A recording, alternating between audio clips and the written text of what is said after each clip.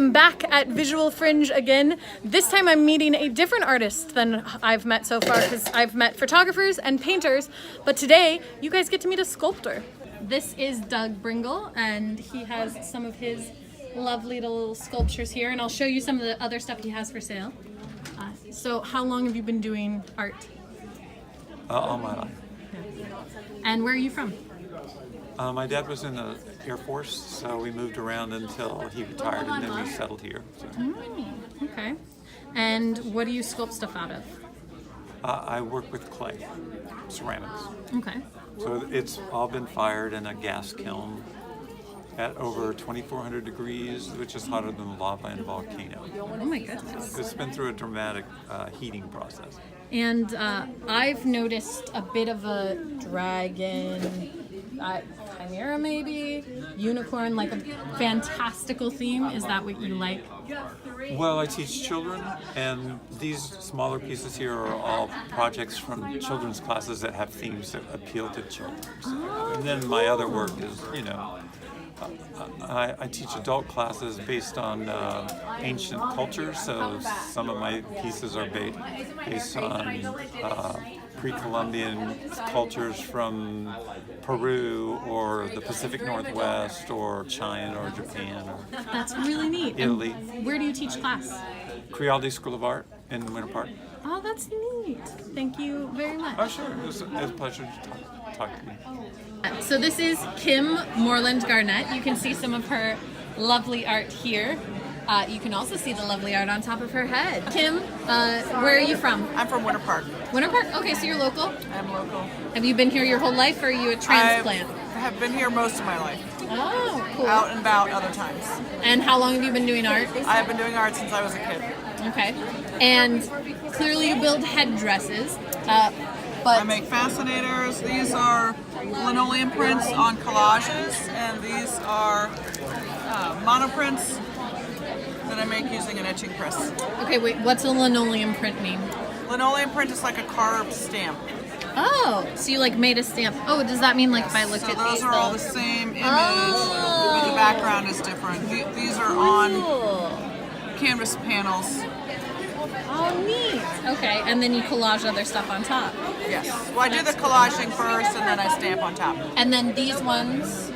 These are put through an etching press. This right here is a plate that the color goes onto, and then the designs go onto, and then it's run through the press. So they're all originals, but you may see some that look kind of similar because like I've used that bird multiple times. Awesome. All right, really cool. And how is this your first time doing Fringe? It is. Yes. And do you like it? Yes, it's fun. It's very good people watching. Yeah, and thank you for volunteering to be at the table and for talking to me. Yeah. This piece behind me is really large, and it is called Looking Glass by Alston Gardenia, and it sort of fits the vibe of what I was going to go for with the show I just saw, and that is Fool's Gold. Now, the very sad news is that I just saw Fool's Gold's final performance, which means you can't go see it. You missed your chance. What a bummer for you, because it's a really, really good show. However, you've seen them several times in this video because they came to 10 Minute Tuesdays and promoted, and I also talked to them at the Bring Your Own Venue show. And Makai has put together a pretty phenomenally funny show, and he's hoping to do it again next year, along with a sequel. So you should keep your eyes open, and I will keep my eyes open, and definitely if it comes through, I'll let you know. But as far as the show goes, it's really, really fun. He wrote what was supposed to be a drama and it turned into a comedy. I feel like he and I have the opposite problem when it comes to writing shows.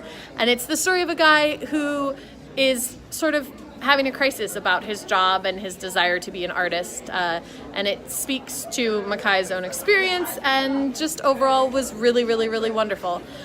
So I will link to their description page because I think I still can, so you can read about the show, and hopefully you'll keep your eyes on them so that you can see it another time. The art behind me is The Luna Lemur and Chasing the Tail, both by Andrea Marks. They don't relate to this show, I just thought they were pretty. I have finally reached my one regret for Fringe, and that is that I didn't see this show until tonight, which means I didn't get to see it with Megan. and I'm kind of upset about it. I just saw Dead for a Ducat. They have one show remaining on Sunday. You should go. Mostly because it's my greatest hope that I'll be able to see them again, and that won't happen unless a lot of people go to their show. So go to their show. It's fantastic. It is a film noir, like detective style noir version of Hamlet. And the changes, nope, the adaptation is brilliant. It's a brilliant version of a Shakespearean show, and it's, I love noir, I love detective stories, I love Shakespeare. All of that wound together just made it a show that really spoke to me, and I'm just really mad at myself for not having gone earlier. So don't make my mistake. Don't miss out on this show.